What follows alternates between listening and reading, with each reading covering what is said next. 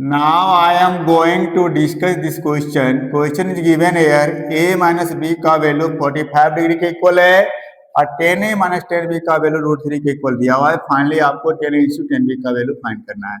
हम लोग क्या करेंगे बच्चों, फर्स्ट इन्फॉर्मेशन जो गिवन है a minus B equal to 45 degree, हम लोग क्या करेंगे दोनों तरफ tan ले लेंगे। क्या लेंगे? tan हम लोग दोनों तरफ ले लेते हैं। Taking tan both sides, tan a minus B बराबर क्या बन जाएगा बच्चों? ये आपका tan 45 डिग्री बन जाएगा। हम लोग जानते हैं कि tan 45 का वैल्यू किसके इक्वल होता है? 1 के इक्वल होता है।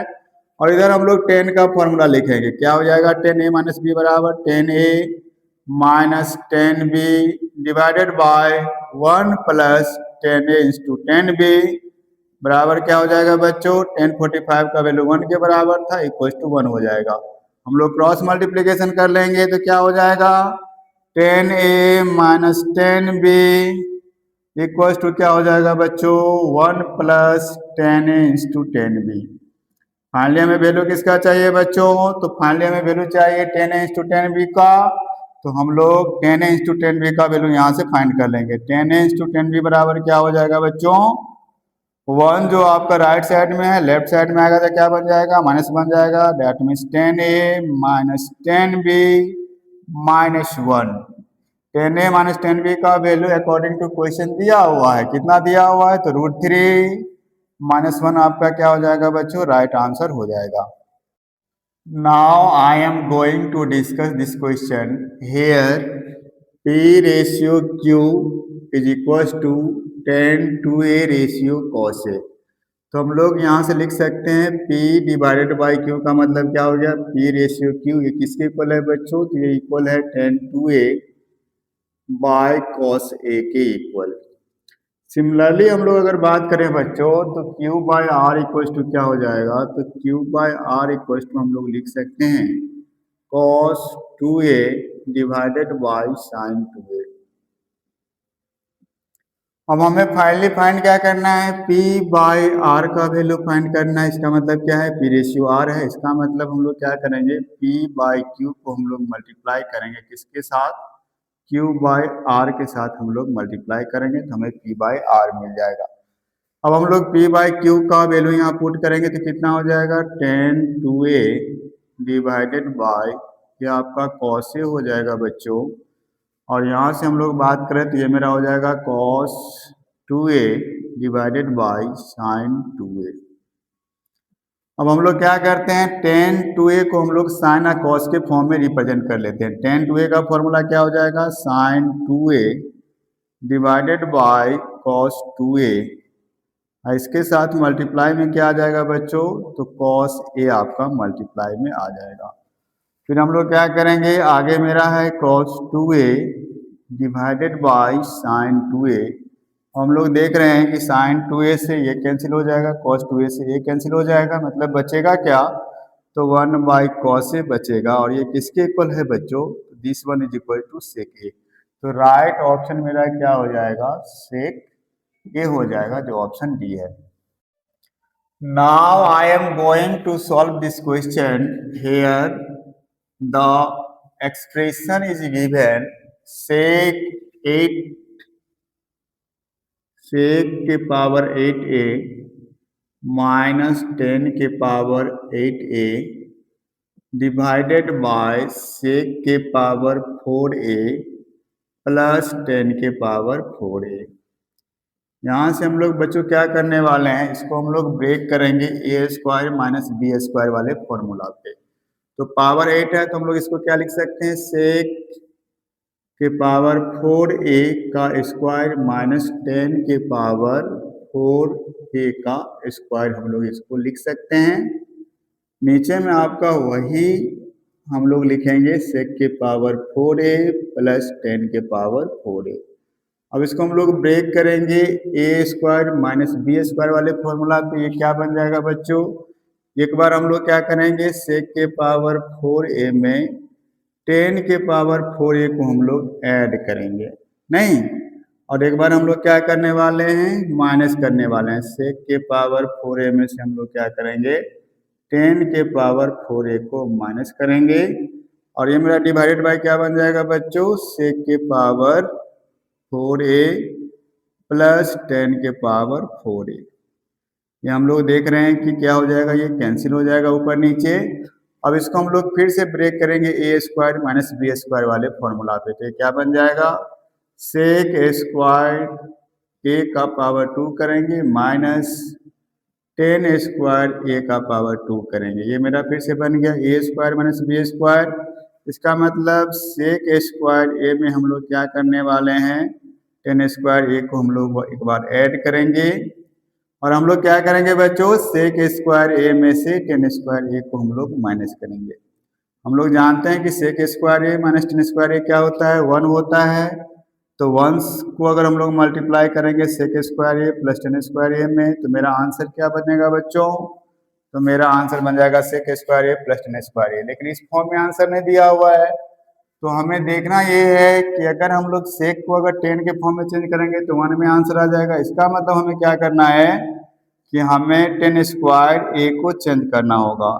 तो हम लोग यहाँ से जानते हैं कि 1 प्लस 10 स्क्वायर ए किसके इक्वल होता है बच्चों, तो ये आपका सेक स्क्वायर ए के इक्वल होता है। तो यहाँ से हम लोग 10 स्क्वायर ए का वैल्यू फाइंड करेंगे, क्या हो जाएगा, सेक स्क्वायर माइनस 1 हो जाएगा। जब हम लोग ऐड करेंगे तो कितना आ जाएगा, 2 सेक स्क्वायर ए माइनस 1। तो यही मेरा क्या हो जाएगा, ऑप्शन सी राइट ऑप्शन हो जाएगा।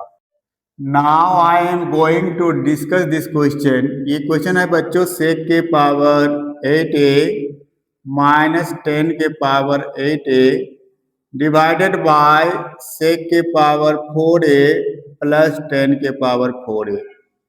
यहाँ से हम लोग बच्चों इसको ब्रेक करेंगे ए स्क्वायर माइनस बी स्क्वायर वाले फॉर्मूला पे। तो ये क्या बन जाएगा मेरा, ये बन जाएगा सेक के पावर 4a प्लस 10 के पावर 4a इंटू क्या बनेगा, सेक के पावर 4a माइनस 10 के पावर 4a डिवाइडेड बाय क्या हो जाएगा बच्चों, सेक के पावर 4a प्लस 10 के पावर 4a। ये मेरा क्या हो जाएगा, ऊपर नीचे कैंसिल हो जाएगा। ये मेरा क्या बनेगा, तो फिर से इसको ब्रेक करेंगे ए स्क्वायर माइनस बी स्क्वायर वाले फॉर्मूला पे। इसको हम लोग लिख सकते हैं सेक स्क्वायर ए माइनस 10 स्क्वायर ए इंटू सेक स्क्वायर ए प्लस 10 स्क्वायर ए। सेक स्क्वायर ए माइनस 10 स्क्वायर ए किसके इक्वल होता है बच्चों, 1 के इक्वल होता है। 1 में हम लोग मल्टीप्लाई करेंगे सेक स्क्वायर ए प्लस 10 स्क्वायर ए के साथ। तो मेरा रिजल्ट क्या आ जाएगा बच्चों, सेक स्क्वायर ए प्लस 10 स्क्वायर ए आ जाएगा। अब हम लोग क्या करेंगे, 10 स्क्वायर ए को हम लोग सेक में चेंज कर लेंगे तो सेक स्क्वायर ए हो जाएगा। 10 स्क्वायर ए का फॉर्मूला क्या हो जाएगा, सेक स्क्वायर माइनस 1। इसमें हम लोग ऐड करेंगे तो मेरा 2 सेक स्क्वायर ए माइनस 1 आ जाएगा। यानी ऑप्शन सी मेरा क्या हो जाएगा, राइट ऑप्शन हो जाएगा। I am going to discuss this question. यहाँ बच्चों sec theta plus tan theta का वैल्यू दिया हुआ है आपका 4/3 के इक्वल है। यहाँ से दूसरा इक्वेशन हम लोग माइनस में जब बनाएंगे बच्चों, तो sec theta minus tan theta का जो वैल्यू है ये 4/3 का रेसिप्रोकल हो जाएगा, मतलब 3/4 हो जाएगा। इक्वेशन नंबर 2 हो जाएगा। इक्वेशन 1 को जब हम लोग इक्वेशन 2 के साथ बच्चों ऐड करेंगे तो यहाँ से हमें 10 से 10 कैंसिल हो जाएगा। 2 सेक थीटा बराबर क्या मिलेगा, तो 4/3 प्लस 3/4 हम लोग करेंगे, यानी 12 मेरा क्या आ जाएगा, एलसीएम हो जाएगा। ये आपका 16 प्लस 9 बन जाएगा, यानी कितना हो जाएगा, 16 प्लस 9 25 बाय आपका 12 आ जाएगा। फाइनली सेक थीटा का वैल्यू हम लोग फाइंड करेंगे यहाँ से, तो कितना आ जाएगा, 25/24 आ जाएगा। सिमिलरली हम लोग इक्वेशन 1 में से जब इक्वेशन 2 को जब माइनस करेंगे बच्चों, तो हमें टेन थीटा का वैल्यू आ जाएगा, यानी 2 टेन थीटा बराबर कितना हो जाएगा, तो 2 टेन थीटा बराबर हो जाएगा आपका 4/3 माइनस 3/4। इसको जब हम लोग सॉल्व करेंगे तो 12 मेरा फिर से एलसीएम आ जाएगा, कितना हो जाएगा, 16 माइनस 9, मतलब ये कितना हो जाएगा, 7/12 हो जाएगा। और टेन थीटा का वैल्यू यहाँ से जब फाइंड आउट करेंगे तो 7/24 आ जाएगा। लेकिन फाइनली हमें वैल्यू किसका चाहिए, sec theta into tan theta का वैल्यू चाहिए।